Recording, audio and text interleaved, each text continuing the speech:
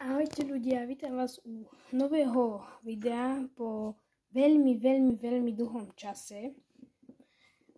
Ideme spraviť recenziu na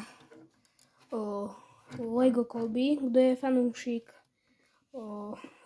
vojenských strojov z druhej svetovej vojny, tak tunak mám pre ňoho jedno Lego kolby. Je to vlastne stavebnica, ktorá sa zaoberá modelmi lietadiel, tankov, lodí a ďalších z druhej svetovej vojny a z modernej doby.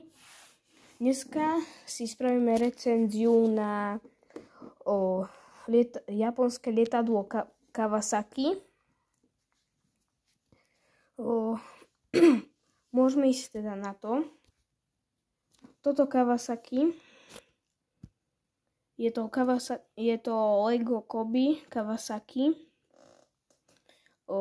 Toto Lego má výsuvné klapky, dá sa s nimi hýbať. Podvozok sa tiež mu dá skladať. Dá sa mu aj otačať vrtuľa, len musím si to tam pripevniť viacej. Teraz pôjde. Kokpit sa otvára, je tam panáčik.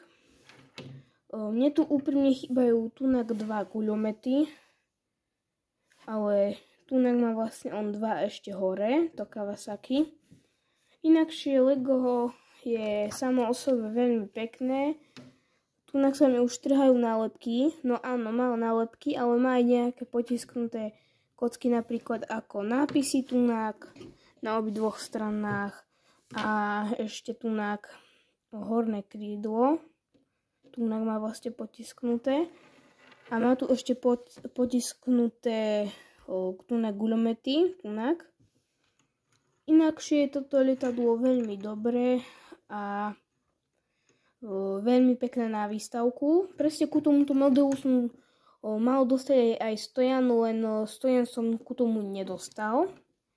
Ak chcete vidieť ďalšiu recenziu na ďalšie lietadlo, tak dajte like, odber, zvonček, komentár a čaute.